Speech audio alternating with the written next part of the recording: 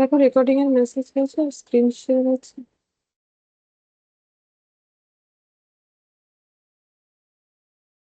হ্যাঁ ম্যাম।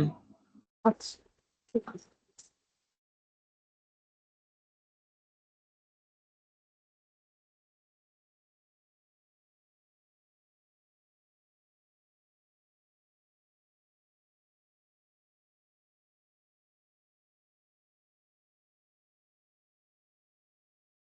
देखो हम लोग रेक्टिफिकेशन ऑफ एरर कर रहे थे, जिसमें एक ही क्वेश्चन शायद बाकी है, प्रैक्टिकल क्वेश्चन 4, और ये एमसीक्यू ट्रू फॉल्स ये बाकी है, ये वाला 3 तक हो गया था।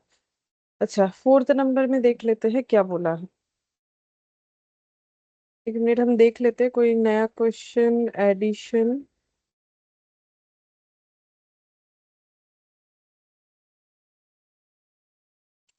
हाँ, एक नया क्वेश्चन और भी एडिशन हुआ है, ठीक है, वो भी हम करवा देंगे, ठीक है।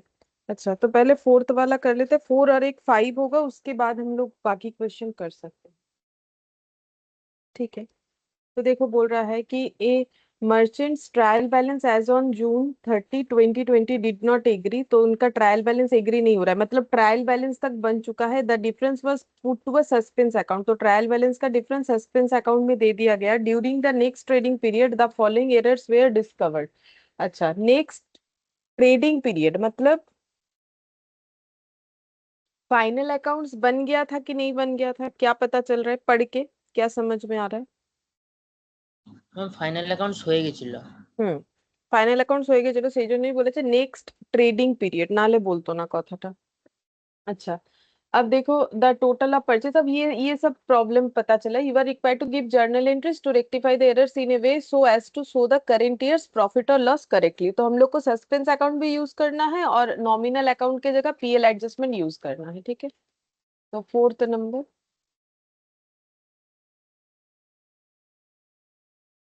करेक्ट, रॉन्ग,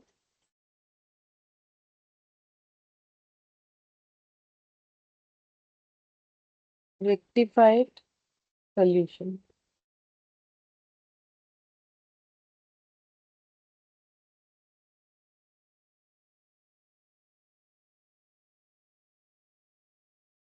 पहला, the total of purchase book of one page 4539 was carried forward to the next page as 4593। तो परचेज रिकॉर्ड होना चाहिए था 4539, तो परचेज डेबिट होना चाहिए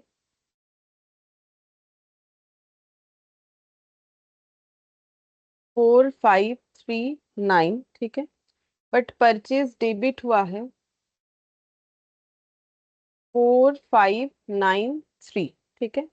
तो रेक्टिफाई कैसे करेंगे, तो परचेज ज्यादा दिखा दिया है, तो परचेज को कम करना है, तो परचेज एक डेबिट आइटम है, कम करने का मतलब परचेज को क्रेडिट करने से ही हो जाएगा, या फिर 2 बार लिख के भी कर सकते हैं कि राइट डेटा को डेबिट करेंगे, रॉन्ग डेटा को क्रेडिट करेंगे, फिर सस्पेंस लिखेंगे तो भी सेम आंसर ही आएगा। तो क्यों ना हम लोग नेट कर दें, ये दोनों में मैंने ज्यादा दिखा दिया है तो मुझे कम दिखाना है, तो कम दिखाने के लिए क्या करना पड़ेगा, परचेज एक डेबिट आइटम है, उसे कम करने के लिए क्रेडिट, तो माइनस करके देखो कितना आ रहा है, हम कैलकुलेटर देख। 54। अच्छा, 54 आ गया, ठीक है। अब टू परचेज हो गया 54, तो सस्पेंस डेबिट हो जाएगा 54, ठीक है। अब इसका मेन सोल्यूशन क्या होगा? Ma'am profit and loss account debit, না suspense account debit to profit and loss account. हाँ, सस्पेंस टू पीएल एडजस्टमेंट, হ্যাঁ। टू पीएल एडजस्टमेंट, क्योंकि परचेज मेरा एक नॉमिनल अकाउंट होता है। अच्छा, फिर सेकंड में देखो, ये cell of 573 was entered in the sales book as 753 and posted to the credit of the customer। तो नॉर्मली सेल होने से एंट्री होना चाहिए, कस्टमर को बेचा, मतलब कस्टमर को ही बेचेगा, कैश सेल नहीं है क्योंकि कस्टमर का बात हो रहा है, तो डेटर टू सेल होना चाहिए, लेकिन डेटर को भी क्रेडिट कर दिया है, कस्टमर को क्रेडिट किया है, तो सही एंट्री होना चाहिए डेटर टू सेल। 573 और 573 इन्होंने क्या किया, डेटर को क्रेडिट कर दिया है ऐसा बोला है, और सेल्स को कुछ नहीं किया है, मतलब सेल जैसा होना था वैसा ही हुआ है, बट अमाउंट में भी प्रॉब्लम कर लिया है। अमाउंट 753 कर दिया है। अब इसको कैसे ठीक करेंगे, तो देखो मैंने सेल्स ज्यादा रिकॉर्ड कर लिया तो सेल्स को कम करना पड़ेगा। तो मुझे क्या करना चाहिए, सेल्स को कम करने का मतलब है जितने से कम होना चाहिए। तो 753 किया है, जबकि सेल होना चाहिए 573, बाकी सेल क्रेडिट सही है। तो मुझे 180 से सेल्स को क्या करना पड़ेगा, डेबिट करना पड़ेगा।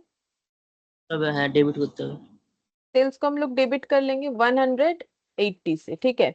अब डेटर का देखो, डेटर पहला बात है, डेटर डेबिट होना चाहिए, किया है क्रेडिट, तो डेटर को डेबिट करो। कितने से डेबिट होगा, 573 से। और जो क्रेडिट हो रखा है वो उसको हटाना है, तो उसके लिए भी डेटर को डेबिट करना पड़ेगा। तो डेटर कितने से डेबिट होगा,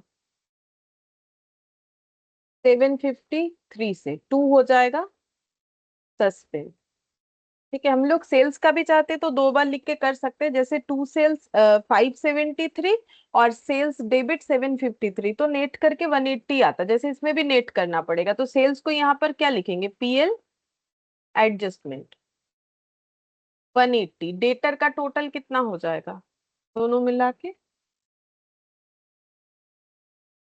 और टू सस्पेंस वो भी टोटल देखना पड़ेगा। तो टोटल करके बताओ कितना होगा। मैम डेटा আসবে 1326।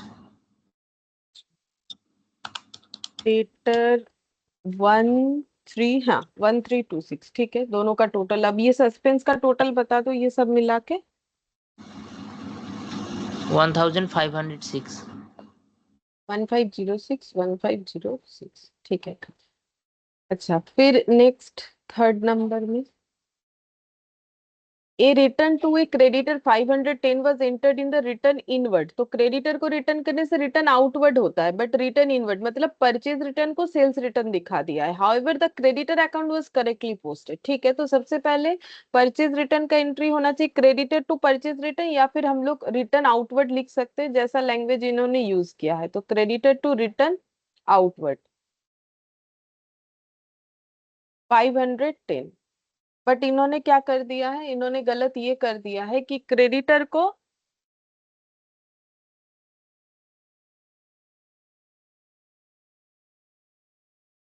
डेबिट सही किया है, ये बोला है, ठीक है। और रिटर्न इनवर्ड दिखा दिया आउटवर्ड को, मतलब सेल्स रिटर्न, तो सेल्स रिटर्न डेबिट होता है, तो रिटर्न इनवर्ड कर दिया है, तो रिटर्न इनवर्ड डेबिट कर दिया होगा 510 से। अब हम लोग इसको सही कैसे करें, देखो क्रेडिटर अपना सही बना हुआ है तो उसको कुछ मत करो। रिटर्न इनवर्ड को हटाना है, रिटर्न आउटवर्ड को लेना है, तो टू रिटर्न आउटवर्ड 510 और टू रिटर्न इनवर्ड 510 और सस्पेंस डेबिट कितना हो जाएगा, 500 500 हजार हजार पूरी 1020, ठीक है, 1020 हो जाएगा। अब इसको हम लोग लिखे क्या, फिर ओवरऑल मेरा आंसर क्या होना चाहिए, in suspense to profit and loss account adjustment account. हाँ, सस्पेंस टू पीएल एडजस्टमेंट 1020 हो गया। फोर्थ नंबर, फोर्थ नंबर में बोला cash receipt from C Das was posted to debit of G Das. तो cash receipt from C Das, तो cash receipt का entry cash to C Das,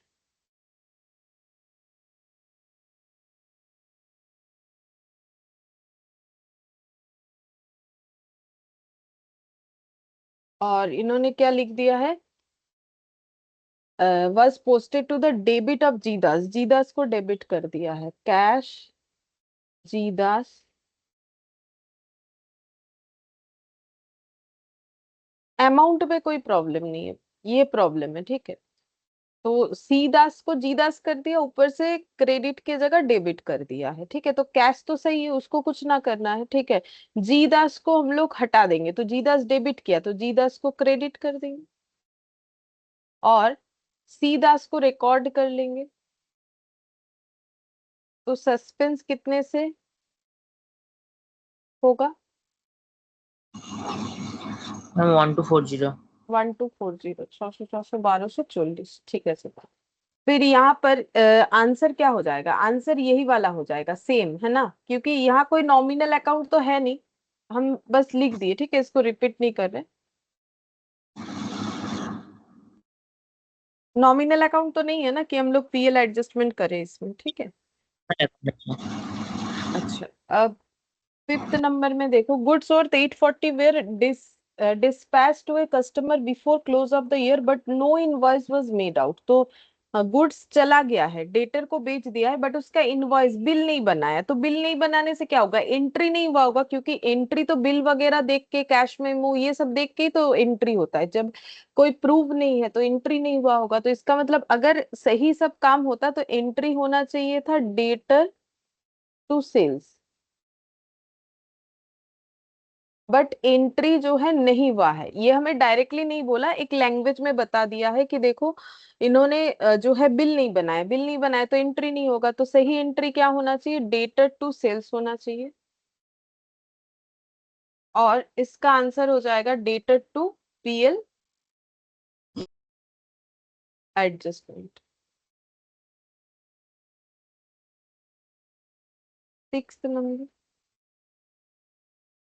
goods और 1000 were sent on sale or return basis. Sale or return basis मैंने एक बार सिखाया है, किसमें हम बता रहे, फाइनल अकाउंट्स जब मैंने पढ़ाया था तो सेल और रिटर्न बेसिस बताया था, कि जिसमें हम लोग क्या करते हैं, गुड्स को कुछ दिन रखने के लिए दिया जाता है, ठीक है। फिर उसके बाद अगर अच्छा लगे तो गुड्स लो, ना लगे तो मत लो, ठीक है। उसमें हम लोगों ने ये सीखा था कि ऐसे सेल में भी हम लोग नॉर्मल सेल की तरह इसे रिकॉर्ड कर देते हैं, नॉर्मल क्रेडिट सेल की तरह, ठीक है। फिर उसके बाद अगर ईयर एंड आ रहा है लेकिन अभी तक जो जिनको वो गुड्स लेना है उन्होंने अपना कंसेंट अभी तक नहीं दिया, क्यों नहीं दिया, ऐसा हो सकता है इसलिए नहीं दिया क्योंकि जो है अभी तक टाइम नहीं आया। क्योंकि एक टाइम का मैटर होता है ना, कि इतने दिन के अंदर आप बता दो कि आपको ये गुड्स लेना है कि नहीं लेना है, ठीक है।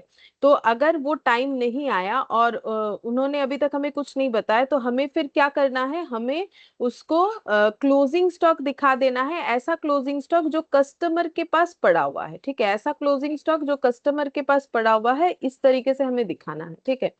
तो उसमें हम लोग क्लोजिंग स्टॉक का एंट्री देते हैं, अगर याद आ रहा है तो थोड़ा सा देख सकते हो, ठीक है।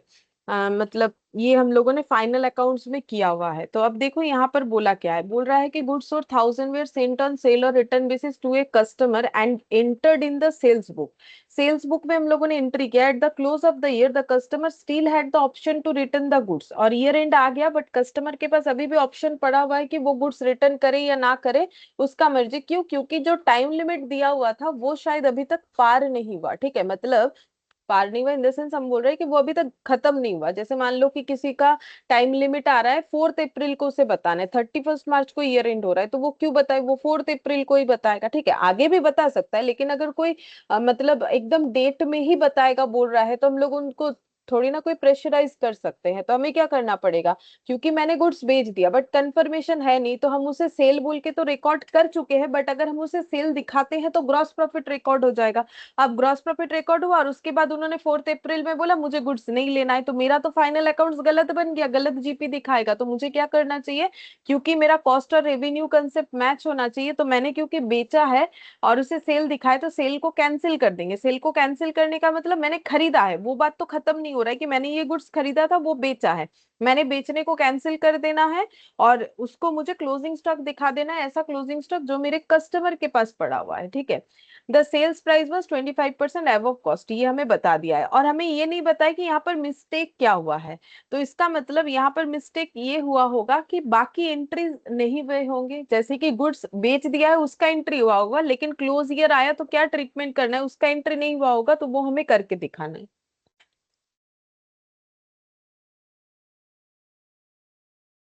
तो गुड्स बेचने का entry, dated dated to sales. अब कैंसिल, हाँ, अब कैंसिल का एंट्री क्या होगा, क्योंकि कैंसिल करना पड़ेगा, ईयर एंड आ गया ना, तो कैंसिल करना पड़ेगा। बोलो कैंसिल का एंट्री क्या होगा, हम कैंसिल ऑपोजिट হবে। ऑपोजिट वाला, सेल्स टू डेटर, ठीक है, रिवर्स एंट्री। इसके बाद क्लोजिंग स्टॉक दिखाना है, तो क्लोजिंग स्टॉक ऐसे लिखते हैं हम लोग, lying with customer to trading, क्योंकि ट्रेडिंग में क्लोजिंग स्टॉक दिखाते हैं, बाई क्लोजिंग स्टॉक। तो ये कौन सा वाला क्लोजिंग स्टॉक है? वो है जो कस्टमर के पास पड़ा है, बट ये 1000 में रिकॉर्ड नहीं होगा, क्योंकि क्लोजिंग स्टॉक किस में रिकॉर्ड होता है? According to accounting standard two closing stock record होता है, वो भी फाइनल अकाउंट्स में बताया हुआ है, कॉस्ट और NRV which ever is lower. ठीक है, एनआरवी मतलब नेट रियलाइजेबल वैल्यू। तो इसका एनआरवी कितना है? एनआरवी 1000 है, बेचेंगे तो 1000 मिलेगा। और कॉस्ट कितना है? तो इसका कॉस्ट निकालना पड़ेगा। बोला है कि प्रॉफिट इन्होंने कितना कमाया, 25% एबव कॉस्ट। ठीक है, तो कॉस्ट अगर 100 है तो सेल वैल्यू कितना होगा? बोलो, ये निकाल के मुझे बताओ कितना हो। ये निकाल के बताओ, हम तब तक वो वाला क्वेश्चन थोड़ा सा ले रहे हैं। ठीक है, हाँ चलो मिल गया।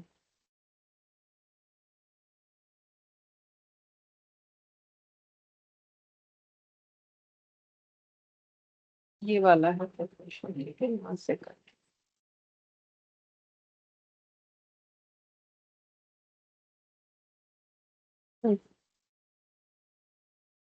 बोलो कितना होगा कॉस्ट?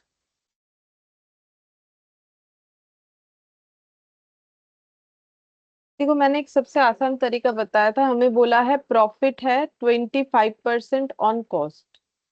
ये वाला मेरा बताया हुआ है, ठीक है, 25% ऑन कॉस्ट।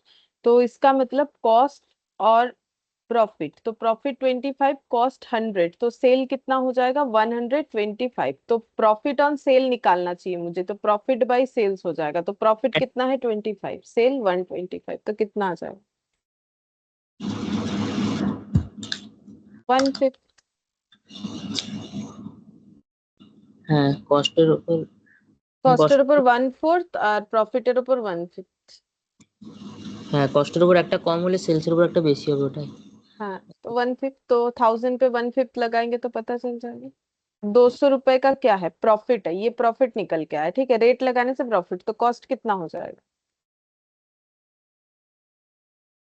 मैम अच्छा, 800। ऐसे भी निकाल सकते हैं, या फिर ऐसे निकाल सकते हैं कि 1000 इक्विवेलेंट टू 125। ठीक है, देन 100 इक्विवेलेंट क्या होगा? तो डायरेक्टली आ जाएगा 800। तो ये हो गया। अच्छा, अब यहाँ पर एंट्री करते हैं। ये एंट्री हुआ है, बेचने का एंट्री हुआ है, बोला है ना कि बेचने का एंट्री तो किया है हम लोगों ने, बेचा, उसको हम लोगों ने सेल्स बोल के रिकॉर्ड किया, उसके बाद का ये एंट्री नहीं हुआ है। तो हमें जब करेक्ट करना है तो हम लोग कैसे कर सकते हैं? देखो, जब एंट्री पहला वाला मेरा सही सही हुआ है, उसे कुछ नहीं करना है, इसे मुझे रिकॉर्ड करना है, तो ये एज इट इज रिकॉर्ड होगा सेम यहाँ पर। ठीक है, हम सेम लिख देते हैं, दोबारा रिपीट नहीं कर रहे। फाइनल सोल्यूशन क्या होगा? फाइनल सोल्यूशन सेल्स की जगह मुझे क्या लिखना पड़ेगा? पीएल एडजस्टमेंट टू डेटर और closing stock lying with customer, ये एज इट इज रह जाएगा, ये हो जाएगा closing stock lying with customer debit to trading.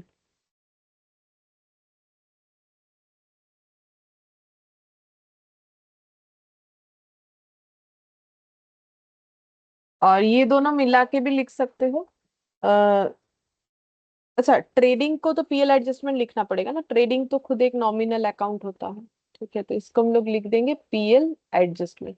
अब ये पूरा मिक्स्ड करके, ये दोनों को मिक्स्ड करके हम लोग लिख सकते हैं, क्या लिखेंगे? क्लोजिंग स्टॉक, ये फाइनल आंसर ऐसे लिखना चाहिए, closing stock lying with customer, combine कर देंगे, डेबिट 800। ठीक है, और टू डेटर 1000, टू डेटर 1000, और पीएल एडजस्टमेंट 1000 डेबिट और 800 क्रेडिट, तो दोनों मिला के क्या हो जाएगा? 200 डेबिट हो जाएगा, क्योंकि डेबिट साइड ज्यादा है। तो पीएल एडजस्टमेंट अकाउंट डेबिट 200, तो ये आंसर हो जाएगा। ठीक है, इस तरीके से। बस इसमें इतना ही करने बोला था, और तो कुछ बोला नहीं था। तो ये फोर्थ वाला देखो हम लोग का कंप्लीट हो गया। आ, फोर्थ वाला यहाँ, ठीक है, ये कंप्लीट हो गया। अब हम लोग फिफ्थ वाला क्वेश्चन करेंगे। ये फिफ्थ वाला मेरे इस पीडीएफ में ऐड नहीं था, ठीक है, मैंने ऐड कर लिया है, चलो। तो फिफ्थ वाला देखते हैं क्या बोला है। अच्छा, ये पीएल एडजस्टमेंट बना है तो एक लास्ट अकाउंट और बनना चाहिए ना, तो हम लोग एक पीएल एडजस्टमेंट अकाउंट बना ले, वो तो बनाना चाहिए, सस्पेंस अकाउंट और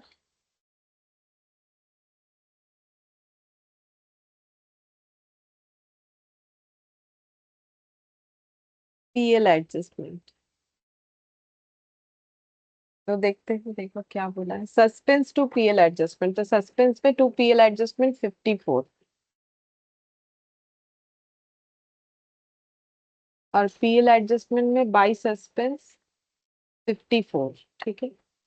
अच्छा, फिर इसके बाद है PL adjustment debtor to suspense, तो PL adjustment debit to suspense, तो क्या लिखेंगे, by PL adjustment debit to suspense, और सस्पेंस में बाई पीएल एडजस्टमेंट, तो ये कितना अमाउंट होगा, कंबाइन एंट्री का देखो 180 होना चाहिए ये वाला, ठीक है, ये 180 होगा, ये भी 180 होगा, और एक एंट्री आएगा इसमें ये वाला डेटर टू सस्पेंस, तो सस्पेंस में हो जाएगा बाई डेटर 1326।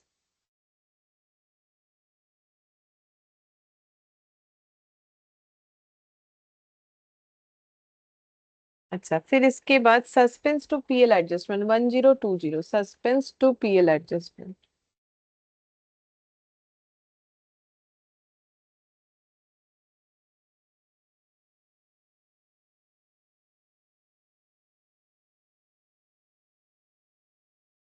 फिर suspense to G Das to C Das, तो सस्पेंस में to G Das C Das 620।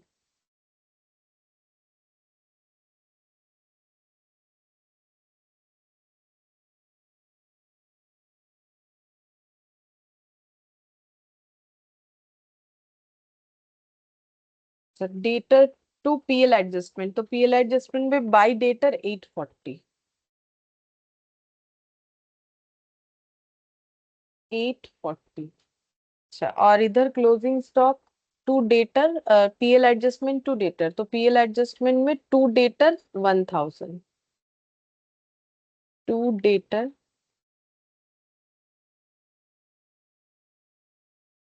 100, PL adjustment to debtor 200। ठीक है, अब क्लोज करते हैं।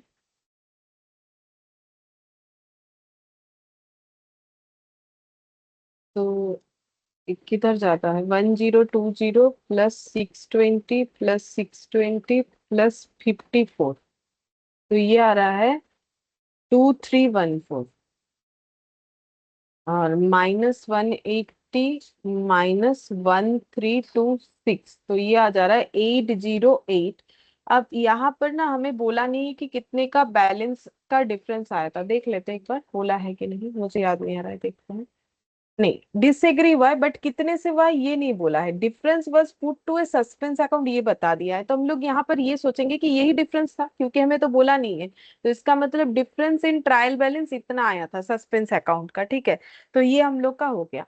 अब इसको क्लोज करने से हमारा जो आंसर आएगा वो उनके कैपिटल में चला जाएगा, तो देखते हैं कितना आ रहा है, 54 प्लस 1020 प्लस 840, तो ये आ गया 1914 -380, 153, तो टू हो जाएगा कैपिटल अकाउंट, मतलब प्रोप्राइटर्स कैपिटल अकाउंट। ठीक है, तो ये इतने कैपिटल में चला जाएगा, तो पीएल एडजस्टमेंट टू कैपिटल ये एक और एंट्री हो जाएगा यहाँ पर एडिशनल। ठीक है, तो ये तो वर्किंग नोट था, इधर एक और एंट्री हो जाएगा, profit and loss adjustment account debit, तो प्रॉफिट बढ़ा है अल्टीमेटली टू कैपिटल 153। ठीक है, अब ऐसा देखो, एक चीज और बता देते, मतलब ऐसा मत सोचो कि ये सस्पेंस में मैंने ये डिफरेंस लिख दिया, कहीं कहीं कहीं तो मैंने बाई बैलेंस सीडी लिखा है, वहां बाई बैलेंस सीडी लिखा है जहां डिफरेंस हमें पता था, डिफरेंस लिखने के बाद एरर लोकेट होने के बाद भी बैलेंस आ गया था, तब लिखा है बाई बैलेंस सीडी, ठीक है। यहाँ पर डिफरेंस जो है वो दिया हुआ नहीं था, तो फिर जो डिफरेंस आ रहा है मान लेते हैं कि ये थोड़ी ना हम लोग मानेंगे कि मेरा एरर लोकेट नहीं हुआ, ये इसका मतलब और भी कोई एरर, क्योंकि मुझे तो डिफरेंस पता ही नहीं, बताया नहीं, तो इसका मतलब मान के चलो कि 808 का ही डिफरेंसेस था, ठीक है। अच्छा, ये वाला हम लोग का कंप्लीट हो गया। अब जो है फिफ्थ नंबर वाला देखते हैं, तो देखो फिफ्थ नंबर वाले में क्या बोला है। फिफ्थ नंबर वाला यहाँ मिलेगा मुझे। The following errors were committed by the accountant of Geet, जो भी नाम है, डाई चेम कुछ नाम है, ठीक है। Credit sales of 400 to Trivedi and company was posted to the credit of their account, purchase of 420 from Mantri and company, जो है बोल रहा है passed through sales day book 240। अच्छा, करने क्या बोला है पहले ये देख लेते हैं। बोल रहा है कि how do you rectify the errors assuming that they were detected before preparation of trial balance. अगर ट्रायल बैलेंस बनने के पहले डिटेक्ट होता तो हम लोग क्या करते तो इसका मतलब हमें जो है स्टेटमेंट फॉर्मेट में लिखना पड़ता। They were detected after preparation of trial balance but before preparation of final accounts, तब हम, और डिफरेंस सस्पेंस अकाउंट में लिया गया, तब हमें क्या करना था, सस्पेंस अकाउंट बनाना था। और अगर फाइनल अकाउंट्स बनने के बाद होगा तो सस्पेंस अकाउंट का भी यूज करेंगे, साथ ही साथ हम लोग नॉमिनल अकाउंट को पीएल एडजस्टमेंट से ऑल्टर कर देंगे। ये दोनों के लिए हमें वो सारे प्रोसेस से आंसर देने के लिए बोला है, ठीक है। तो देख, तो लिख लेते हैं बिफोर ट्रायल बैलेंस, ऐसे कॉलम बना लेंगे, ठीक है। Before trial balance, after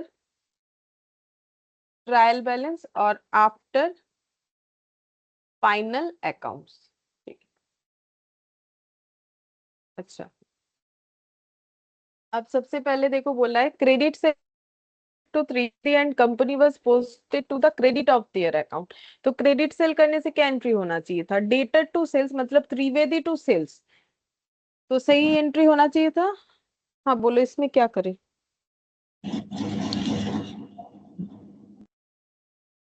ma'am এটা इस, মানে ঠিকটা লিখতে হবে, মানে হ্যাঁ বিফোর। মানে স্টেটমেন্ট ফরম্যাটে লিখতে হবে তাহলে, স্টেট, কারণ before preparation of trial balance, তাহলে স্টেটমেंट फॉर्मेटे যাবে। তাহলে আগে মনে মনে ভেবে নাও কি হবে।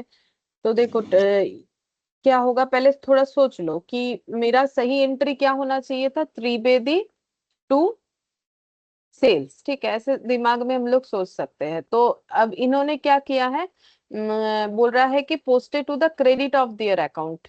अच्छा, तो ये त्रिवेदी को टू कर दिया है। हाँ बोल। মানে ত্রিবেদীকে ক্রেডিট করে দিয়েছি তো। हाँ আমার সেলসে তো কোনো ভুল বলেনি, তো এখানে হবে যে Trivedi and company account should be debited, to দিয়ে বাই ना, मतलब इन्वर्टेड कॉमा यूज करके लिखना पड़ेगा ना।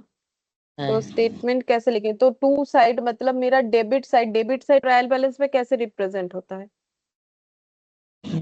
डेबिट साइड टू दिए। टू से, तो हाँ टू लिख देंगे, ठीक है। तो चलो क्या लिखेंगे, टू,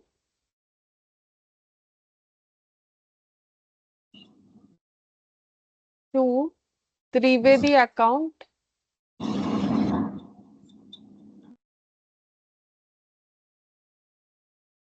wrongly posted, इधर लिख दिया है, wrongly posted to the credit side, now rectified, ऐसे लिख सकते। एंट्री तो कुछ होगा नहीं इसमें, ठीक है। तो इसके बाद बोल रहा, अच्छा इसका ये ही वाला अगर आफ्टर ट्रायल बैलेंस होता तो क्या एंट्री होता, ट्रायल बैलेंस बनने के बाद होता तो हम लोग क्या लिख देते रेक्टिफाई करने के लिए। तो इसका रेक्टिफाइड एंट्री क्या होगा, टू त्रिवेदी कर दिया था तो त्रिवेदी को डेबिट करेंगे, टू त्रिवेदी को हट, मतलब त्रिवेदी अकाउंट को मुझे करना था डेबिट, और ये त्रिवेदी को ठीक करने के चक्कर में ये भी डेबिट। हाँ बोलो। हम Trivedi account debit to profit and loss account double amount. ना सस्पेंस ना आगे, after preparation of trial balance, হ্যাঁ। तो Trivedi and company account debit to suspense, double amount हो जाएगा, ठीक है। ये देखो 400 400 800। और after preparation of trial balance, ये तो अब ये देख देख के ही बोल देंगे क्या होगा। त्रिवेदी एंड ये यही वाला रहेगा ना, क्योंकि यहाँ कोई नॉमिनल अकाउंट तो नहीं आया। तो अगर नॉमिनल अकाउंट नहीं आया तो पीएल एडजस्टमेंट का तो कोई यहाँ पर कंडीशन अराइज नहीं हो रहा है। ठीक है। अब ये टू वाला, purchase of 420 from Mantri and company pass through sales day book as 240। तो परचेज किया था तो एंट्री क्या होना चाहिए, यहाँ पर देख लो, परचेज किया था तो एंट्री क्या होना चाहिए, purchase to M and company. ठीक है, 420। तो सेल्स डे बुक में दिखा दिया, तो एम एंड कंपनी को डेटर दिखा दिया होगा, डेबिट टू सेल्स, वो भी 240 से बुक कर दिया। ठीक है।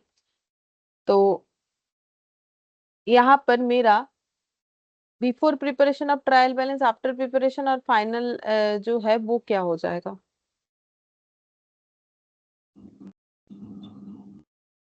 इसको सही करना है तो एम एंड कंपनी को सबसे पहले क्या करेंगे, एम एंड ये वाला जो है ম্যাম टू, है बोलो।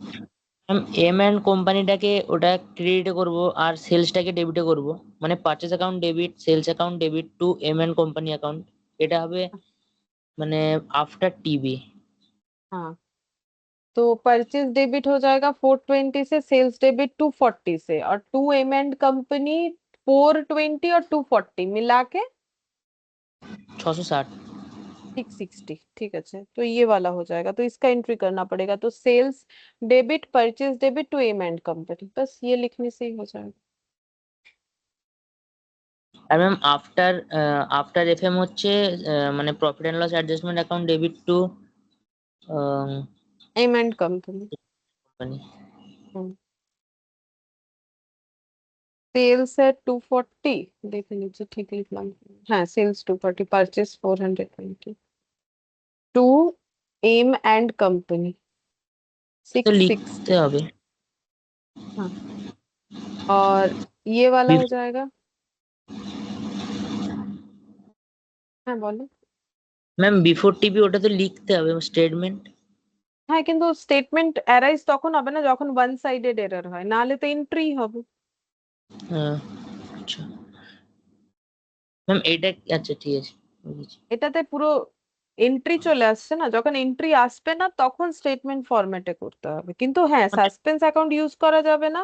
মানে সাসপেন্স, যেমন ধরো এটাতে তো আমার সাসপেন্স আসছিল, যেমন এখানে এলো, কিন্তু আমরা এখানে সাসপেন্স ইউজ করে লিখবো না, এখানে স্টেটমেন্ট লিখবো, কিন্তু যদি কোনোটা এন্ট্রি পুরোটাই কভার হয়ে যাচ্ছে তাহলে এন্ট্রি লিখতে হয়। হুম, ঠিক আছে। এরকম দেখবে এতে করা আছে আমাদের एक्सरसाइज है। और ये हो जाएगा PL adjustment 660 to M and company 660। ठीक है, ये वाला बोला था।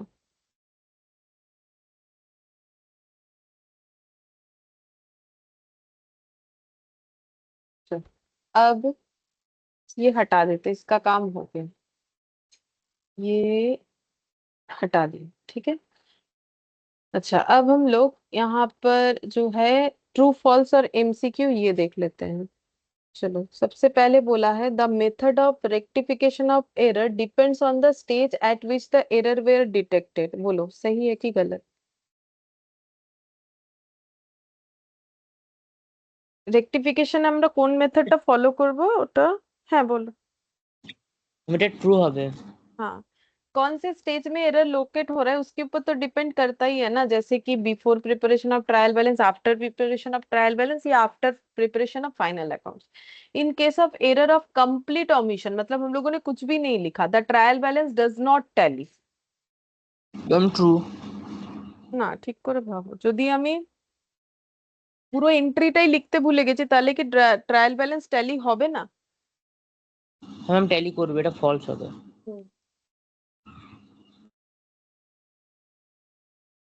कंप्लीट ओमिशन होने से कोई भी इम्पैक्ट नहीं आएगा ना, कुछ लिखा ही नहीं तो। हाँ, एक चीज हो सकता है कि मेरा ट्रायल बैलेंस का टोटल जितना आना चाहिए কম उतना আসবে। नहीं आएगा, लेकिन मैच तो हो जाएगा। ठीक है।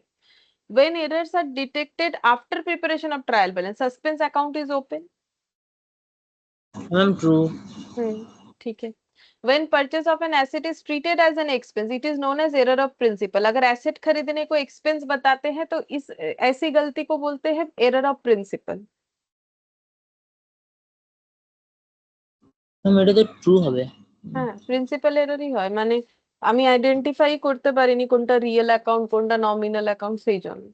Trial balance agrees in case of compensating error, अगर एरर कंपेंसेटिंग वाला है, जैसे कि डी दास को सी दास लिख दिया, इस तरीके की चीजों को कंपेंसेटिंग बोलते हैं, ठीक है। या फिर मान लो परचेज डेबिट टू कैश कर दिया, जबकि fixed asset debit to cash होना चाहिए, मतलब बाकी सब ठीक है, कंपेंसेट हो गया परचेज की जगह फिक्स्ड एसेट, तो ये इस तरीके की गलती को बोलते हैं कंपेंसेटिंग एरर। तो कंपेंसेटिंग एरर अगर होगा तो क्या ट्रायल बैलेंस टैली कर जाएगा? হ্যাঁ ম্যাম করে যাবে। कर जाएगा। अच्छा, when amount is written on wrong side, गलत साइड में लिख दिया, it is known as error of principle. गलत साइड में लिखने को क्या प्रिंसिपल एरर बोलते हैं?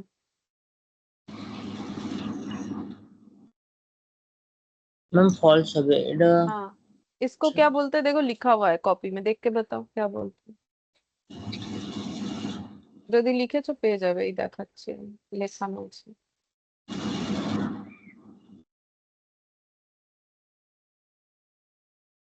ম্যাম এটা এরর অফ কমিশন মানে লিখতে ভুলে গেছি। Commission, commission, one side.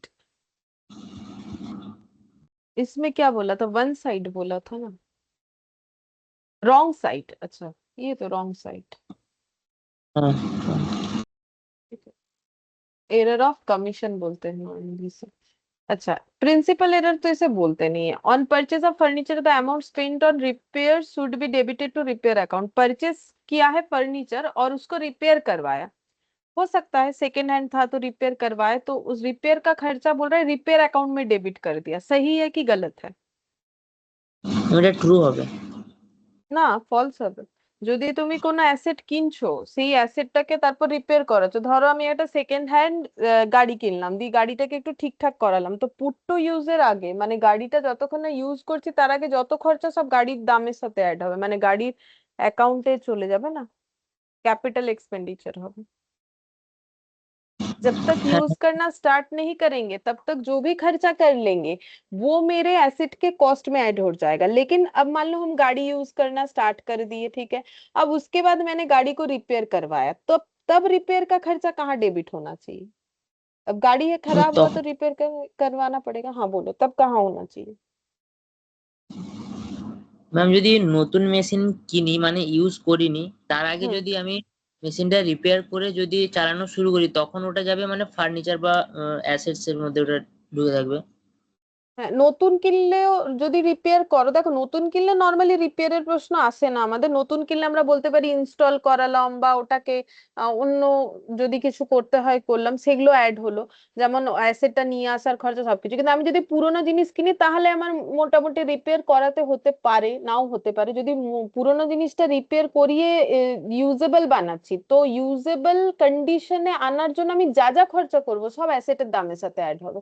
কিন্তু ইউজেবল হয়ে যাওয়ার পর যদি আবার আমার জিনিসটা খারাপ হলো, আমি সেটাকে ঠিক করাচ্ছি, হতেই পারে, খারাপ তো হতেই পারে না, তো তখন আমার ওটা কোথায় যাবে? তখন ওটা আমার এক্সপেন্স বলে ট্রিট হবে। কিন্তু ওখানেও আবার একটা আলাদা ব্যাপার আছে। কি ব্যাপার আছে? আমি যে খরচাটা করছি এক্সপেন্সটা, আমার অ্যাসেটটা আমি ব্যবহার করছিলাম, এবারে আমি ওটাকে, ওটা খারাপ হয়েছে ওটা ঠিক করাচ্ছি, এবারে ওই ঠিক করাতে গিয়ে যদি আমার অ্যাসেটের যে ক্যাপাসিটি ছিল সেটাতে যদি ইমপ্রুভমেন্ট হয়ে যায়, তখন কিন্তু আবার অ্যাসেটের দামের সাথেই অ্যাড হবে, বুঝতে পারলে? কিন্তু যদি ইমপ্রুভমেন্ট না হয়, নর্মাল ঠিক করাচ্ছি, তাহলে আমার অ্যাসেটের দামের সাথে অ্যাড হবে না। হ্যাঁ বুঝেছি। বুঝতে পারলে? যেমন ধরো হ্যাঁ, আমার একটা, আমি একটা পুরোনো ল্যাপটপ কিনলাম, সেই ল্যাপটপটাকে ঠিক করিয়ে ব্যবহার করছি, কারণ ওটা একটু খারাপ ছিল, ঠিক করালাম, তো আমি ল্যাপটপটা, পুরোনো ল্যাপটপটা 10,000 টাকায় কিনেছি, ঠিক করাতে আমার 2,000 টাকা পড়লো, তাহলে আমার ল্যাপটপের দাম কত পড়লো? আমি কত টাকা খরচা করলাম যাতে আমি ল্যাপটপটা ইউজ করতে পারি? 12,000 টাকা, ঠিক আছে। এরপরে আবার ল্যাপটপটা খারাপ হয়ে গেল, ভাবো মেবি হয়তো যে এটা আছে কিবোর্ডটা, ওটা একটু হয়ে গেছে, প্রবলেম হয়ে গেছে, তো আমি রিপেয়ার করাবার জন্য লোক ডেকে ওটা পরিষ্কার করাতে ওটা ঠিক হয়ে গেল। এবার ধরো ওটা করাতে আমার 500 টাকা লাগলো, তো সেটা আমার কিন্তু সেটা আমার কিন্তু রিপেয়ার বলেই ট্রিট হবে। কিন্তু ওই পুরোনো ল্যাপটপটাই আবার ব্যবহার করতে করতে কি হলো, কি আমার ওই পুরোনো ল্যাপটপে আমি কি চাইছি কি ওটাকে, ওর র্যামটাকে আমি বাড়াতে চাইছি, আমি র্যামে খরচা করলাম, র্যামটাকে বাড়িয়ে দিলাম। তো এবার র্যামটা বাড়াতে আমার ল্যাপটপটা স্পিড বেড়ে গেল, ক্যাপাসিটি বেড়ে গেল, তখন কিন্তু ওই যে রিপেয়ারটা হলো সেটা কিন্তু তখন আমার আবার অ্যাসেটের দামের সাথে অ্যাড হবে। ধরো ওই র্যামের পেছনে আমার 3,000 টাকা খরচা হলো, তাহলে আমি বলবো আমি আগে 12,000 টাকায় কিনেছিলাম, 3,000 টাকা মিলিয়ে 15,000-এর ল্যাপটপ হয়ে গেল। হ্যাঁ, এর মিডিলে অবশ্যই ডেপ্রিসিয়েশন লাগবে, ডেপ্রিসিয়েশন লাগলে তো আর আমার অ্যাসেটটা 12,000-এর নেই, ওটা কম হয়ে গেছে।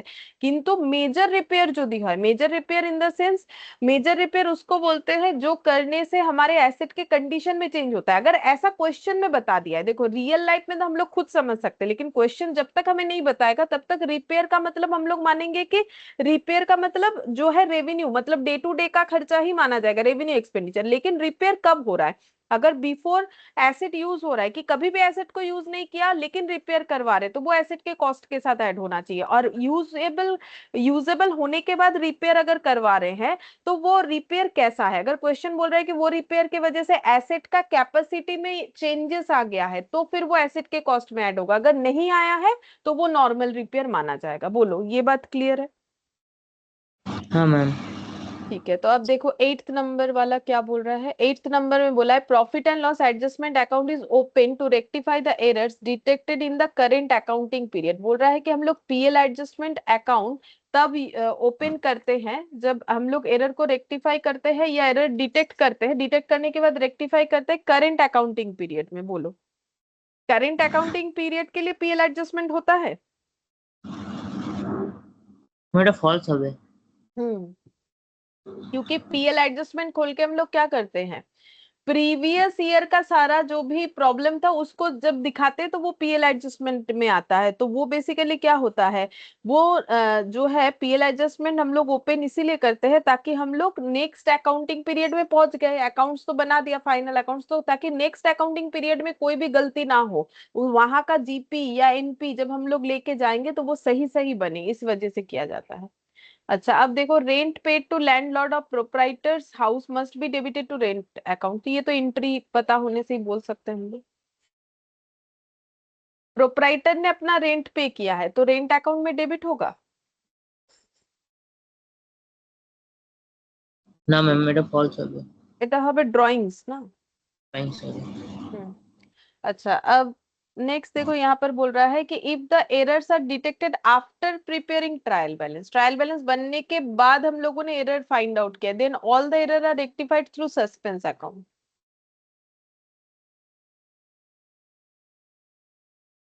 ম্যাম এটা তো ট্রু ট্রু হবে। नहीं, देखो यहाँ पर ये पढ़ने से लग रहा है ट्रू, बात सही है, लेकिन एक ये वाला पॉइंट को पढ़ के बोलो, सारे एरर्स में सस्पेंस आएगा या जहां जरूरत होगा वहां आएगा, मतलब ये क्वेश्चन दिया है इसी वजह से हमें थोड़ा घुमा फिरा के लैंग्वेज दिया है ताकि हम लोग थोड़ा लैंग्वेज पढ़ के समझे और उसके हिसाब से आंसर दे। हाँ, ये बात सही है कि ट्रायल बैलेंस बनने के बाद एरर जब डिटेक्ट होता है तो सस्पेंस अकाउंट, लेकिन क्या सारे एरर में सस्पेंस आएगा ऐसा जरूरी है? না ম্যাম, সব জায়গায় আসবে এমন ইয়ে নেই, যেটাতে লাগবে ওটাতে আসবে। হ্যাঁ, যেটাতে লাগবে ওটাতে আসবে, সেই জন্য এটা এখানটা এরকম দিয়েছে। বেসিক্যালি যদি দেখা যায় কি যদি প্রিন্সিপাল এরর হয় তাহলে কিন্তু সাসপেন্স অ্যাকাউন্টের দরকার হবে না। যেরকম ধরো আমি করে দিয়েছি পারচেজ টু ক্যাশ, কিন্তু আমার হওয়া উচিত ছিল ফিক্সড অ্যাসেট টু ক্যাশ, ঠিক আছে, এবারে আমি এটাকে যখন ঠিক করব তখন আমার কিরকম হবে, তখন আমার হবে purchase to, sorry, fixed asset to purchase, এটা হবে। তো এখানে তো আমার সাসপেন্স লাগলোই না, है ना। मैंने एक एसेट खरीदा और मेरे से गलती क्या हो गया, मैंने उसको परचेज टू कैश दिखा दिया। अब जब हम उसे रेक्टिफाई करेंगे तो ऐसा हो जाएगा। तो अब ये मान लो कि ट्रायल बैलेंस बनने के बाद है, लेकिन इसमें देखो सस्पेंस नहीं आया, तो जो प्रिंसिपल एरर है उसमें सस्पेंस आने का चांसेस नहीं होता है। तो सारे एरर में होगा ऐसा जरूरी नहीं है। तो ये थोड़ा सा इस टाइप का क्वेश्चन दिया था, इसीलिए उसका आंसर हमें फॉल्स देना है। अब बोल रहा है goods purchase from A for 10,000 passed through sales book the error will result in, तो अगर हम लोगों ने गुड्स परचेज किया लेकिन दिखा दिया है सेल्स बोल के, तो ये एरर की वजह से मेरा प्रॉफिट, ग्रॉस प्रॉफिट में क्या इम्पैक्ट आया, ग्रॉस प्रॉफिट बढ़ जाएगा, ग्रॉस प्रॉफिट डिक्रीज हो जाएगा, कोई भी इफेक्ट नहीं आएगा। बोलो। ম্যাম এটা বাড়বে তো। হ্যাঁ, কারণ আমি সেলস দেখিয়ে দিয়েছি তো আমার প্রফিট বেড়ে যাবে। तो ऑप्शन ही सही, ऑप्शन ही। फिर बोल रहा है if a purchase return of 1000 has been wrongly posted to the debit of sales return account, हम लोगों ने परचेज रिटर्न किया है लेकिन उसको सेल्स रिटर्न में दिखा दिया है, but has been correctly entered in the supplier account, the total of the trial balance. अच्छा, तो इसमें हमें ये बताना है कि ट्रायल बैलेंस में इसकी वजह से क्या इम्पैक्ट आएगा, तो करके देखो क्या इम्पैक्ट आएगा। मतलब सोचो, सोच के बताओ, वेट कर रहे हैं, थोड़ा सा सोच के बताओ ये वाला।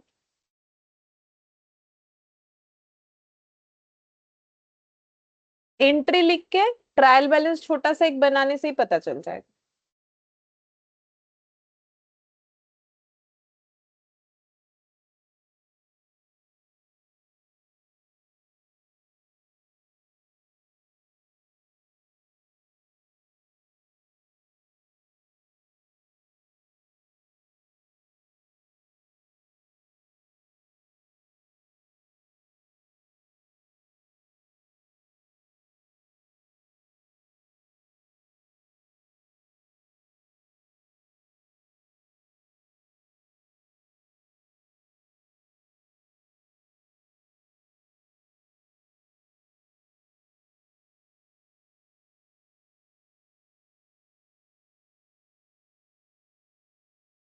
देखो ये ऐसा होना चाहिए है ना, ये मेरा करेक्ट एंट्री, ये मेरा रॉन्ग एंट्री, तो रेक्टिफाई क्या होगा पहले वो मानो, देख लो रेक्टिफाई एंट्री क्या होगा।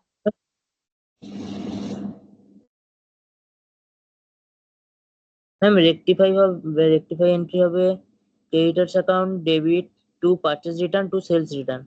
ना क्रेडिटर तो आज करना, देखो बोला है कि creditor debit to purchase return होना चाहिए था, क्योंकि परचेज रिटर्न का एंट्री यही होता है, हम लोगों ने गलती से उसे सेल्स रिटर्न कर दिया, बट यहाँ पर बोला है कि but has been correctly entered in the supplier account, तो सप्लायर वाला सही है, क्रेडिटर डेबिट ही है, तो फिर मेरा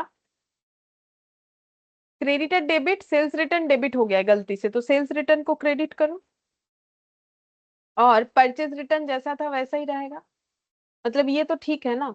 तो फिर यहाँ पर क्या आ जाएगा, सस्पेंस 2000।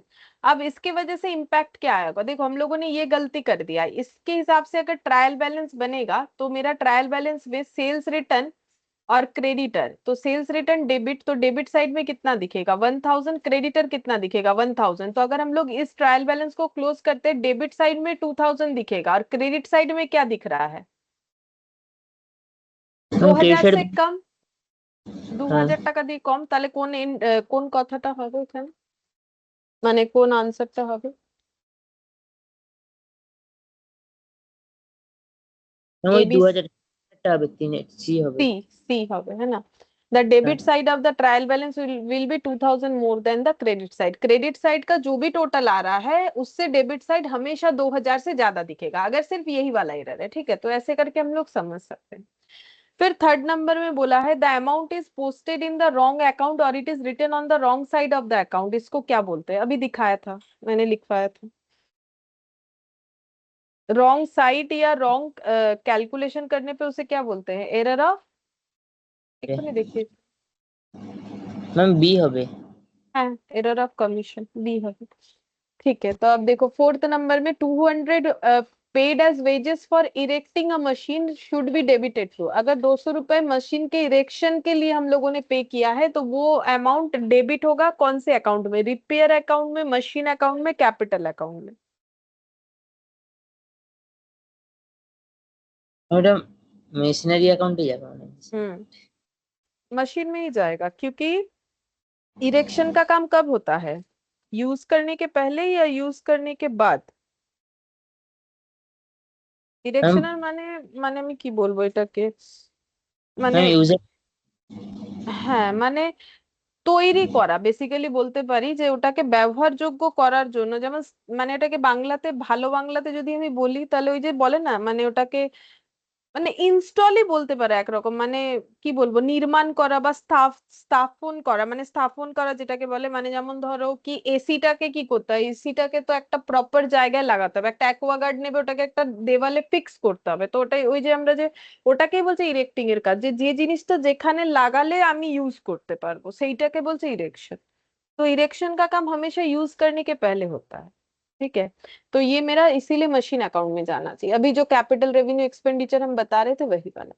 फिर बोल रहे हैं on purchase of old furniture the amount of 1000 spent on its repair should be debited to. तो अभी समझाया, बोलो अगर समझ में आया तो। ये वाला थोड़ी देर पहले ही बता रहे थे।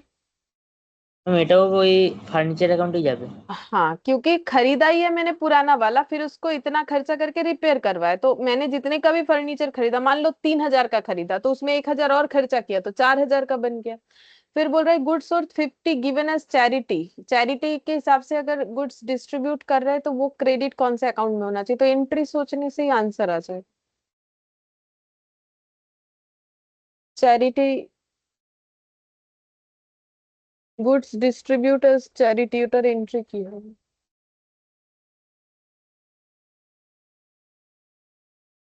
देखो गुड्स डिस्ट्रीब्यूट করলে তো স্টক কম হবে না, হ্যাঁ ম্যাম। তাহলে কি এন্ট্রি হবে বলো? স্টক কম হলে কি কি ডেবিট বা ক্রেডিট কি হবে? স্টক কম হলে তো ক্রেডিট হয়। যেমন প্রোপ্রাইটার যদি গুডস ড্রন করে তাহলে কি এন্ট্রি বলো? मैम परचेज के drawings account debit to purchase account. हाँ, तो यहाँ पर भी तो प्रोप्राइटर ही निकाल रहा है, बट पर्सनल यूज के लिए नहीं निकाल रहा है, तो टू परचेज तो यहाँ भी होगा, क्योंकि अगर चैरिटी के तौर पे गुड्स डिस्ट्रीब्यूट करेंगे तो मेरा स्टॉक तो रिड्यूस होगा, बट ड्रॉइंग्स नहीं होगा, क्योंकि हम लोग पर्सनल यूज नहीं कर रहे, चैरिटी कर रहे, तो चैरिटी डेबिट होगा। तो आंसर क्या होगा? मैम परचेज अकाउंट होगा। हाँ, goods worth 100 taken by proprietor for domestic use आ गया, credited to. Ma'am creditors to purchase account. हाँ, सी। अच्छा, फिर बोला है sales of office furniture should be credited to. Office का फर्नीचर बेच दिया है तो क्रेडिट कहाँ होगा? मैम ऑफिस फर्नीचर अकाउंट है, हम्म, मैंने furniture account. Furniture account. The preparation of trial balance is for, हम लोग ट्रायल बैलेंस क्यों प्रिपेयर करते हैं? Locating error of commission, locating error of principle, locating clerical error.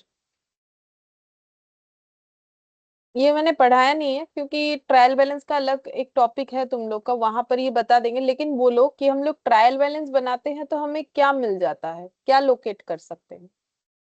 क्या हम लोग वहां पर ये लोकेट कर सकते कि ये प्रिंसिपल एरर था कि ये कमीशन एरर था? हम लोग तो सिर्फ टोटल देख के ये बताएंगे कि ट्रायल बैलेंस मैच नहीं हुआ, तब कुछ ना कुछ एरर है। अब क्या एरर है वो हमें क्या पता? तो फिर हमें क्या एरर, क्या लोकेट होता है? Ma'am clerical error. হ্যাঁ, মানে ক্লারিক্যাল মানে কিছু ক্যালকুলেটিভ বা কিছু যাই হোক, মানে ক্লার্কের থ্রুতে কোনো না কোনো এরর হয়েছে, ঠিক আছে। এবারে ওখানে তো আর এটা বোঝা সম্ভব নয় যে কি এরর হয়েছে যতক্ষণ না আমরা খুঁজে পাবো। अच्छा, तो इसका सी आंसर हो गया। ठीक है, फिर 10th नंबर का बताओ। 200 receive from Smith whose account was written off as bad debt should be credited to. बोलो।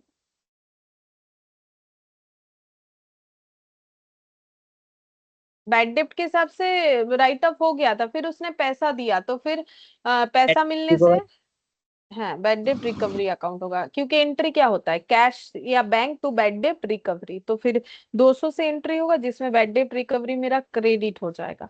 Purchase of office furniture 1200 has been debited to general expense account. अगर मैंने ऑफिस फर्नीचर परचेज किया और general expenses account में debit कर दिया तो ये कैसा एरर है?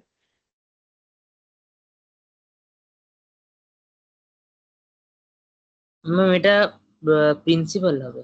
प्रिंसिपल एरर, क्योंकि फर्नीचर एक रियल अकाउंट होगा, तो हम लोगों ने रियल अकाउंट को अगर नॉमिनल कर दिया तो वो तो प्रिंसिपल एरर हो गया ना, कि हम लोगों ने जो रूल्स है अकाउंट्स का वही फॉलो नहीं किया। ठीक है, जो रूल्स हमें सिखाया जाता है स्टार्टिंग में वही फॉलो नहीं किया, तो एरर ऑफ प्रिंसिपल हो जाएगा, यानी ऑप्शन बी हो जाएगा। ठीक है, ये कंप्लीट हो गया हम लोग का। हम लोग अब दूसरा टॉपिक स्टार्ट करने वाले हैं।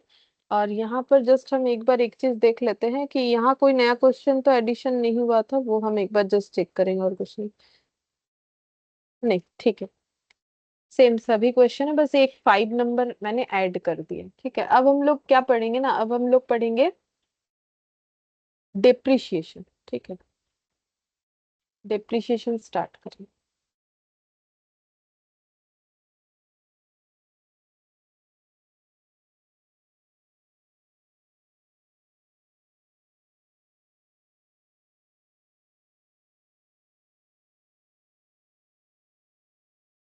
আচ্ছা, আজকে লজিক্যাল রিজনিং এর ক্লাস দেবো ভাবছি, করবে?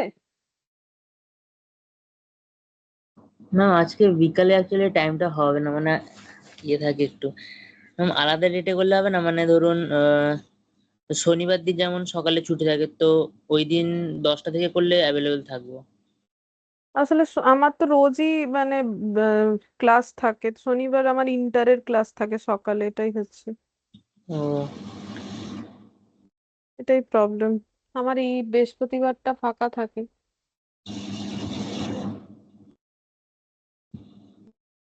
শনিবার বিকেলে ফাঁকা থাকে, স্যারের কাছে ক্লাস ম্যাম, থাকে, তাই তো? হ্যাঁ ম্যাম, হ্যাঁ স্যারের কাছে ক্লাস থাকে কিন্তু তার আগে ফাঁকা থাকে। তার আগে ফাঁকা থাকে। হ্যাঁ। আগে ফাঁকা তো থাকে, তার আগে স্যারের কাছে কটায় থাকে তোমাদের ক্লাস? 5টা না? হ্যাঁ 5টা, স্যার শুরু করেন ওই 5:30 6টা মতো হয়ে যায়। হ্যাঁ, 5:30 6টা বেজে যায়। ঠিক আছে, দেখছি তাহলে সেরকম হলে শনিবার দিন।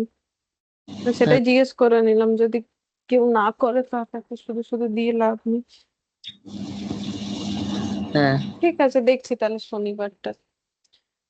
ठीक है, देखो ঠিক तो আছে। डेप्रिसिएशन जो है, डेप्रिसिएशन हमारा क्या है, नॉन कैश एक्सपेंस होता है। नॉन कैश एक्सपेंस क्यों होता है? क्योंकि डेप्रिसिएशन का जो खर्चा होता है, मतलब डिप्रिशिएशन जो एक्सपेंस है ना, वो हमें किसी को पे नहीं करना है। जैसे सैलरी बोलेंगे तो हाँ भाई इतना पैसा मुझे किसी को देना है, रेंट अच्छा मुझे इतना देना है, इलेक्ट्रिसिटी का बिल मुझे इतना पेमेंट करना है, टेलीफोन का खर्चा या जो भी मोबाइल का खर्चा मुझे इतना पे करना है, इंटरनेट का खर्चा इतना पे करना है। लेकिन ये खर्चा मुझे किसी को पे नहीं करना होता है, लेकिन फिर भी मुझे ये खर्चा दिखाना पड़ता है, ठीक है।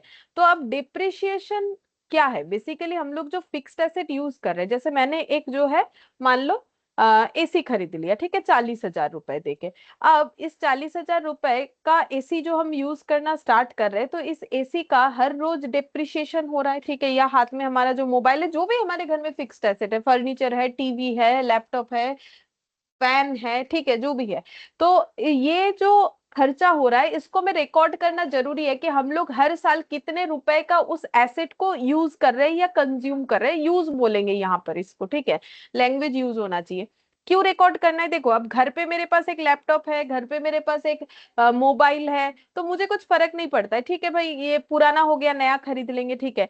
लेकिन जो लोग बिजनेस करता है उनको बड़ा फर्क पड़ता है, ठीक है। उन्होंने एक बहुत महंगा मशीन खरीद लिया, ठीक है, करोड़ों में लाखों में मशीन खरीद लिया।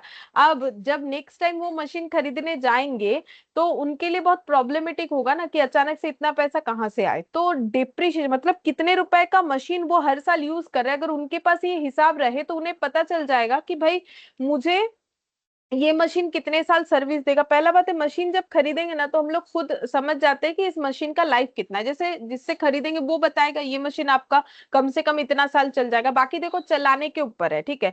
जैसे अगर कोई अपना मोबाइल बहुत ज्यादा यूज करता है, 24 आवर्स यूज करता है, तो उसका लाइफ क्या होगा, ऑब्वियसली रिड्यूस हो जाएगा, ठीक है।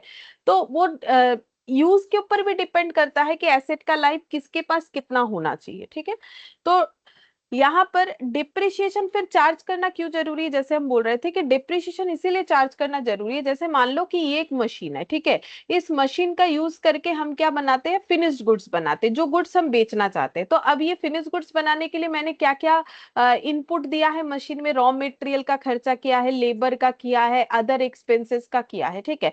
तो ये सब करके मुझे क्या करना पड़ेगा, मेरा कॉस्ट कैलकुलेट करना पड़ेगा, इस फिनिश गुड्स को बनाने में मेरा कितना खर्चा हुआ। अब उसके साथ प्रॉफिट ऐड करेंगे तब ना मार्केट में हम उसको सही सेल वैल्यू के साथ बेच सकते हैं, क्योंकि मार्केट तो बड़ा कंपिटेटिव है। अगर मेरा सेल वैल्यू थोड़ा भी ज्यादा हो जाएगा तो लोग खरीदेगा नहीं, ठीक है। और अगर हम कम करने के चक्कर में लॉस में चले गए तो वो भी मेरा बिजनेस के लिए अच्छा नहीं है, ठीक है। तो मुझे मेरा कॉस्टिंग बहुत सही तरीके से करना चाहिए, ठीक है। कॉस्टिंग का मतलब है कि मुझे इस गुड्स को बनाने में मैंने कितना खर्चा किया। अब ये मशीन जो यूज हो रहा है इसका डिप्रिशिएशन भी तो हो रहा है, मतलब मशीन का यूज का जो खर्चा है, जैसे इलेक्ट्रिसिटी का खर्चा हम लोग ऐड कर लेंगे कि इस मशीन को चलाने में कितना इलेक्ट्रिसिटी लगा। अगर इसमें और कुछ लग रहा है तो वो भी यूज कर लेंगे, लेकिन इस मशीन का डिप्रिशिएशन भी मुझे क्या करना चाहिए, मेरे फिनिश्ड गुड्स के कॉस्ट में ऐड करना चाहिए। अब वो कैसे ऐड करते हैं वो कॉस्टिंग का टॉपिक है, इंटर में जाओगे तब देखना कि किस तरीके से होता है। तो डिप्रिशिएशन में मुझे ऐड करना चाहिए। नहीं करेंगे तो मेरा कॉस्ट क्या हो जाएगा, कम हो जाएगा। मैंने अपना खर्चा सही तरीके से नहीं जोड़ा, ठीक है। अगर हम अपना खर्चा नहीं जोड़ेंगे, जैसे मान लो मैंने एसी खरीदा, मैंने बोला मैंने 40,000 का एसी खरीदा, लेकिन उस एसी को लगवाने में, उस एसी को लेके आने में, ठीक है, ये सब करने में और 3,000 रुपए खर्चे हो गए, बट मैंने वो जोड़ा ही नहीं, मैंने सिर्फ यही कंसिडर कर लिया कि 40,000 का मशीन है, तब तो गलत बात हो जाएगा ना। वैसे ही अगर हम मशीन का यूज करके कुछ फिनिश गुड्स बना रहे हैं, तो उस पे लगने वाला डिप्रिशिएशन अगर हम ऐड नहीं करेंगे तो मेरा कॉस्ट क्या हो जाएगा, कम दिखेगा। कम दिखेगा तो क्या होगा, मेरा लॉस में बिजनेस चला जाएगा, ठीक है। अगर हम कम कॉस्ट कैलकुलेट कर रहे हैं तो मेरा कॉस्टिंग सही नहीं होगा, तो मेरा सेल वैल्यू सही नहीं होगा, मेरा प्रॉफिट सही नहीं होगा, ठीक है। तो डिप्रिशिएशन इस वजह से भी कैलकुलेट करना जरूरी है। और एक क्या है कि अगर हम अपने पीएल में डिप्रिशिएशन को नहीं दिखाते हैं, तो मेरा प्रॉफिट जो है वो क्या हो जाएगा, मेरा प्रॉफिट बढ़ जाएगा, बढ़ने से मुझे टैक्स ज्यादा देना पड़ेगा। तो मुझे टैक्स बेनिफिट अगर लेना है तो भी मुझे क्या करना चाहिए, डिप्रिशिएशन दिखाना चाहिए, ठीक है।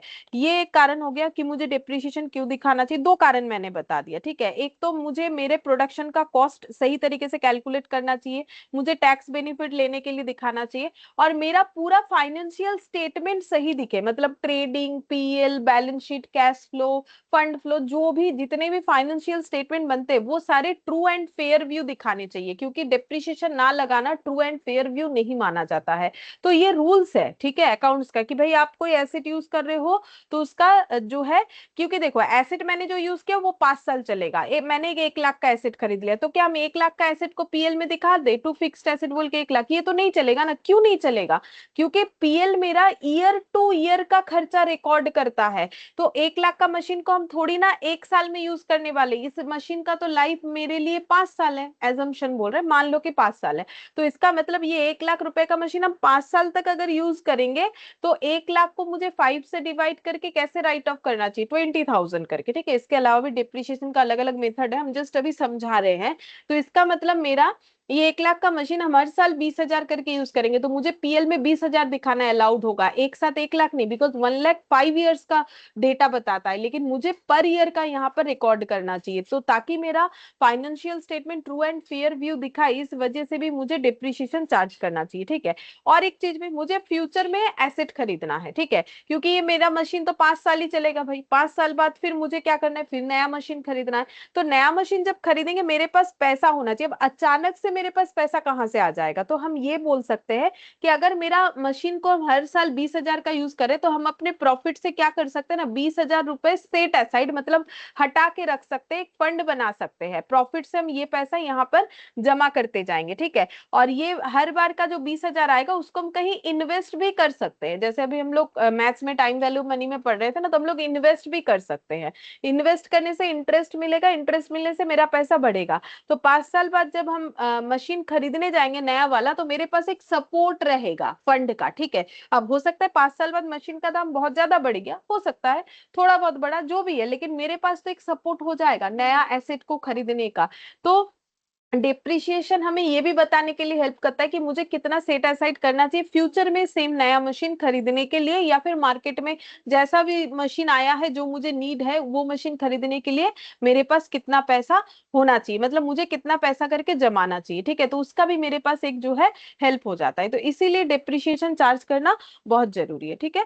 और डिप्रिशिएशन क्यों होता है, एसेट क्यों डिक्रीज हो जाता है एसेट का वैल्यू, क्योंकि हम लोग एसेट को डे टू डे यूज करते हैं तो वो डिप्रिशिएट होता है। अगर डे टू डे यूज ना करोगे तो भी डिप्रिशिएट हो जाएगा। जैसे मान लो एक जो है एक मान लो टीवी खरीद लिया घर पे, ठीक है, लेकिन टीवी को लगवाया नहीं, जैसे पैक आया था वैसे ही पैक वैसे का वैसे रख दिया, ठीक है। अब रख दिया, अब 6-7 महीने बाद सोच रहे हो कि टीवी जरूरत नहीं है, बेच देंगे। अब बेचने जाओगे किसी को तो वो बोलोगे कि देखो मैंने ना इसको खोला भी नहीं है, देखो एकदम ब्रांड न्यू पड़ा हुआ है, आप ले लो, मेरा ये टीवी आया था 20,000 का, 20,000 से ले लो।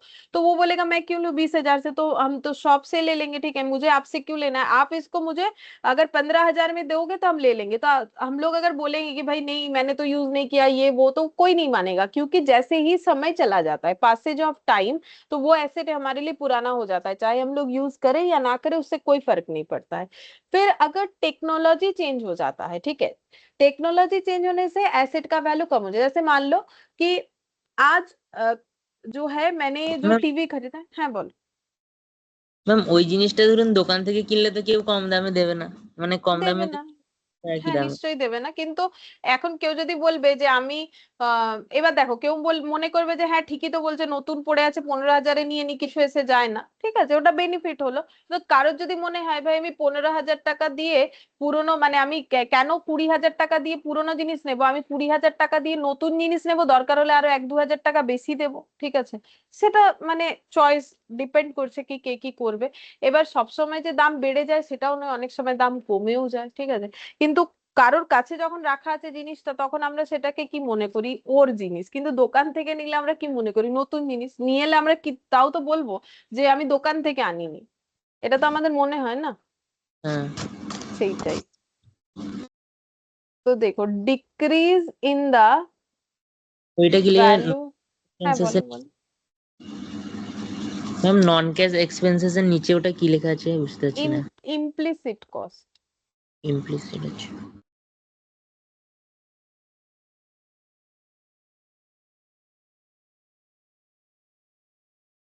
इम्प्लिसिट कॉस्ट है, ठीक है, मतलब जो खर्चा हमें दिखता नहीं है बट रिकॉर्ड करना पड़ता है।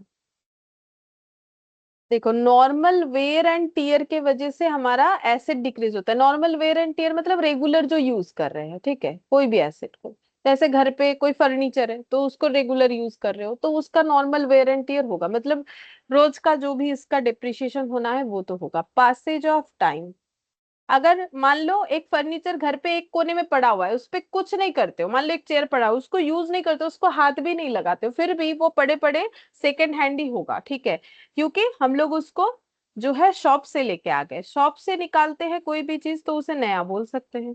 चेंज इन टेक्नोलॉजी, ठीक है, एक मोबाइल आज खरीदा, ठीक है, कल एक नया टेक्नोलॉजी आ गया सेम उसी ब्रांड के मोबाइल का, तो मेरा मोबाइल पुराना हो जाएगा। चाहे मैंने आज आज खरीदा, आज रातों रात नया कोई टेक्नोलॉजी लॉन्च होके कुछ और आ गया मान लो, ठीक है, तो टेक्नोलॉजी जैसे ही अपग्रेडेड आ गया तो मेरा मोबाइल चाहे मैंने थोड़ी देर पहले ही खरीदा क्यों ना हो, उसका वैल्यू ऑटोमेटिकली गिर जाएगा, और वैल्यू में गिरावट होने का मतलब ही डिप्रिशिएट हो गया। फिर नेक्स्ट लिखेंगे डिक्रीज इन मार्केट वैल्यू। और अगर मार्केट वैल्यू किसी चीज का गिर जाता है किसी भी वजह से, ठीक है, वो तो देखो मार्केट के ऊपर डिपेंड करता है, कोई चीज का वैल्यू क्यों कम ज्यादा होता है, डिमांड वगैरह बहुत सारी चीजों के ऊपर डिपेंड करता है। अगर मार्केट वैल्यू में गिरावट आ गया तो भी मेरा एसेट क्या हो जाएगा, डिप्रिशिएट। मैंने एक चीज खरीदा 15,000 दे के आज, और दो नेक्स्ट दिन ही पता चला वो 15,000 की जगह अब 14,000 में बिकने लगा, तो अब हम अगर किसी को 15,000 में लेने के लिए बोलेंगे भी, वो क्यों लेगा, कोई नहीं लेगा, जिसको नॉलेज है वो नहीं लेगा। हाँ, अगर किसी को नहीं पता है कोई ले लिया वो बात अलग है, देखो, लेकिन नॉर्मली मार्केट वैल्यू डिक्रीज हुआ इसका मतलब मेरा एसेट का वैल्यू भी गिर जाएगा, ठीक है। फिर रीजन फॉर चार्जिंग डिप्रिशिएशन, क्यों चार्ज करते हैं, अभी मैंने 4 पॉइंट बताया। To present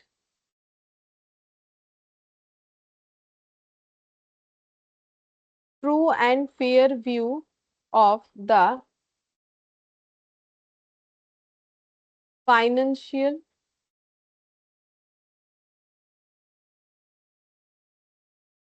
position, to accumulate fund for replacement of asset, जो भी समझाया वही लिखवा दे रहे। To ascertain true cost of production,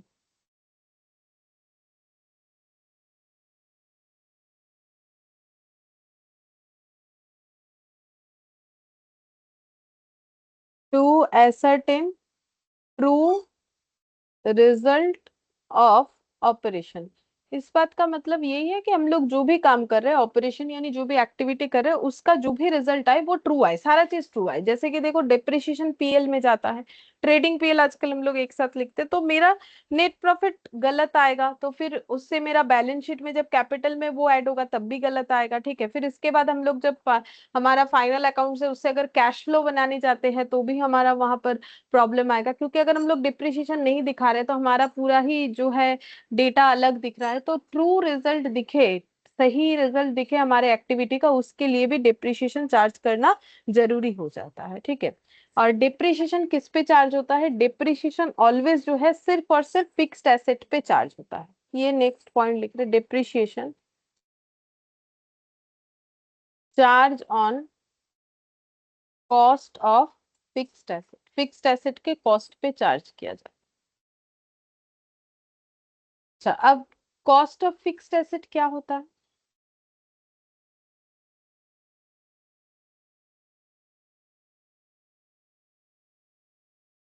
fixed asset का कॉस्ट मतलब देखो, फिक्स्ड एसेट का कॉस्ट मतलब जितने से हम लोगों ने फिक्स्ड एसेट खरीदा बस वही नहीं होता है, ठीक है। उस फिक्स्ड एसेट को इंस्टॉल करवाने का, या फिर उस फिक्स्ड एसेट को इरेक्ट करवाने का, ठीक है, ये सारे खर्चे जो है फिक्स्ड एसेट के कॉस्ट में ऐड हो जाते हैं, जो अभी थोड़ी देर पहले हम लोग वहां बोल रहे थे। All expenses incurred till the asset is ready to use are added in cost of asset. Till the asset is ready to use, जब तक रेडी टू यूज नहीं हो पाता है तब तक जो भी खर्चा करेंगे, चाहे वो कितना छोटा हो कितना बड़ा हो, ठीक है, चाहे वो अगर 10 रुपए का भी खर्चा है तो वो भी हमारे एसेट के कॉस्ट में ऐड होना चाहिए। Installation charges, site preparation, site preparation का मतलब है बड़ा बड़ा मशीन जब लगता है तो जिस जगह पे जिस साइट पे लगेगा उसको प्रिपेयर करना पड़ता है कि भाई हाँ, ये इतना जगह ऐसे, या फिर यहाँ पर ये मशीन का ये पोर्शन जाएगा तो नीचे गड्ढा खुड़वाना, ये करना, ठीक है। मतलब साइट को पूरा प्रिपेयर करना पड़ेगा ताकि जो मशीन आएगा वो लग सके, ठीक है।